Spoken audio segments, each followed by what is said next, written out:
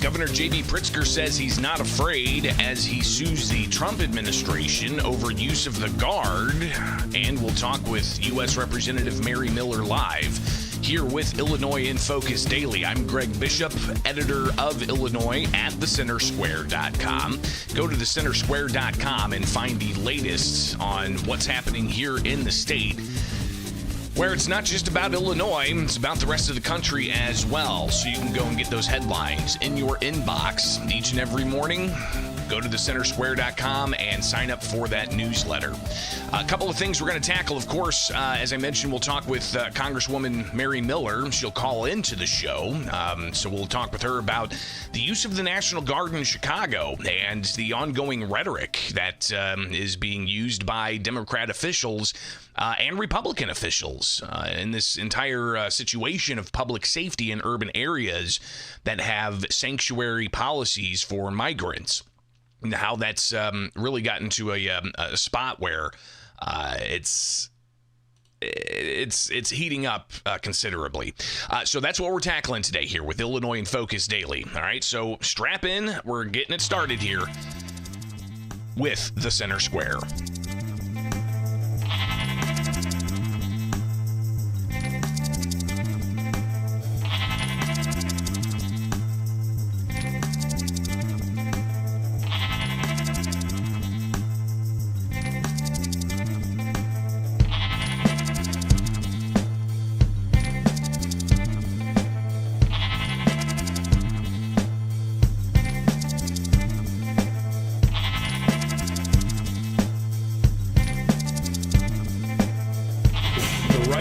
This country wants a rematch of the Civil War. Trump and the thuggery that his agents have brought has actively made us less safe.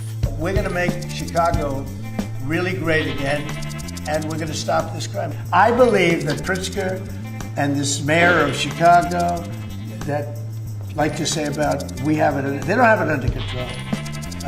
Not only is it not under control, it's the opposite. And I believe they're afraid, they're scared for their lives. I'm not afraid. I am not afraid, and I won't back down. It's just some of the things we heard yesterday in the context of public safety and immigration enforcement. Good morning, I'm Greg Bishop, and it's the Center Square and Illinois in Focus Daily. Each and every weekday morning, waking you up here, so be sure to like, subscribe, and hit that notification bell. Get the podcast where you get podcasts, but you can also get segments of the show here on the Center Square YouTube. All right, let's get into it. Yesterday, the announcement came that the state of Illinois sued the Trump administration and the Army and a whole host of other administration officials over the use of the National Guard. But we started yesterday with Chicago Mayor Brandon Johnson issuing an executive order where he said it's an ice-free zone in Chicago. They're even using taxpayer dollars to set up signs that says this is an ice-free area. Can't use this for civil immigration enforcement. But he made some pretty heated comments, and it's made headlines all across the country and around the globe. I mean, I even saw Russia Today share this clip. The right wing in this country wants a rematch of the Civil War. I want that to sit in right now, because the President of the United States of America has declared war on the people of Chicago and people across America. And that, again, is something we heard from others yesterday as well. But in the afternoon hours, Attorney General Kwame Raoul, he took to a podium, standing alongside other Democrats and elected officials, and said, hey, we sued the Trump administration. This morning, I filed a lawsuit challenging the unlawful deployment of the National Guard troops to Illinois, including the Illinois National Guard, the call for the Texas National Guard.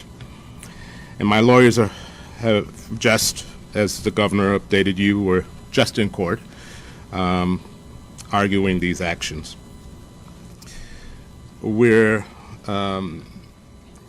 seeking a temporary restraining order, and we'll hear from the government from the federal government within a couple of days. So the request for an immediate temporary restraining order was not granted yesterday, and the federal judge gave the federal government several days to get their response in as to why a temporary restraining order shouldn't be issued. So we'll be watching that closely. But Governor Pritzker, he took to a podium and talked about how the federal government's acting like thugs. Our people have been subjected to violence, intimidation, and harassment. They have struck fear in our communities, including notably fear in the hearts of U.S. citizens. Trump and the thuggery that his agents have brought has actively made us less safe. You also had Congressman Chuy Garcia there, and he used rhetoric like war and fight. He's waging war against the country. This lawsuit is not just about legal arguments. It's about accountability. It's about whether or not we'll allow tyranny to take root on our soil. Donald Trump is pushing the boundaries and daring to believe that the courts, the law, the Constitution no longer matter. We cannot stand for that. Don't lose the faith. We must fight as if the courts still matter, because they do. We must stand as if the law has meaning, because it does. And we must resist together, because only together can we defeat the assault on our communities. Chicago will not be intimidated. Illinois will not be silenced. History will remember where we stood in this moment, whether we stood tall or we shrank in fear. Today, we stand tall. So the congressman using, again, rhetoric like, war and fight and resist. But over at the White House, the Trump administration with White House Press Secretary Caroline Leavitt says the president just merely cares about making American cities safe. It's a shame that we see in some cities across the country that their mayors are just simply refusing to cooperate because they don't like Donald Trump. And that's what this boils down to. And I don't think any American would disagree that Chicago needs more law enforcement reinforcements, that they need more resources. Look at this headline from over the weekend. At least 30 people shot during the weekend in Democrat-run Chicago. 5 of them were killed in one weekend. This is completely unacceptable, and the president wants to make American cities safer, and he's willing to work with anyone to do it. And the president held a ceremony of sorts in the White House yesterday afternoon, and he was asked about the situation in Chicago, and he said, hey, Memphis, they're working with their local governments, and they're bringing about public safety in the city of Memphis, and he anticipates he's going to do that in Chicago. So you see what's going on in Memphis. Not pretty, but you know what? We're doing a pretty job, because it's going to be a very safe place in a little while. And the people of Memphis are so happy that we're there. And the people of Chicago. So you have black women with MAGA hats on in Chicago, all over the place. They want the guard to come in, or they don't care who comes in. They just want to be safe. And they really don't care. There was one woman, and she was great today. She said, you know what? I don't care if it's the National Guard, the Army, the Marines, the Air Force. I don't care who comes in, as long as we're safe. And that's the way most of the public feels. We're going to make Chicago really great again, and we're going to stop this crime. I believe that Pritzker and this mayor of Chicago that like to say about they don't have it under control. Not only is it not under control, it's the opposite. And I believe they're afraid, they're scared for their lives. It's, again, President Trump yesterday, and he said something similar Sunday, that he believes Pritzker fears for his life. Pritzker yesterday seeming to answer that in the context of filing this lawsuit. They think they can fool us all into thinking that the way to get out of this crisis that they created is to give them free rein. Well, Well, that plan will only work if we let it. The state of Illinois is going to use every lever at our disposal to resist this power grab and get Noam's thugs the hell out of Chicago. I'm not afraid. I am not afraid, and I won't back down. Again, the governor saying he's not afraid after President Trump said several times that he believes that Pritzker is fearful of his life. But something else that the governor talked about yesterday I think is important for people to understand is he admitted that Border Patrol do have authority to check people's identifications if they're here in the country legally with a certain perimeter around what's considered the U.S. border. And here's what the governor had to say. They have declared that the border is at the shores of Lake Michigan.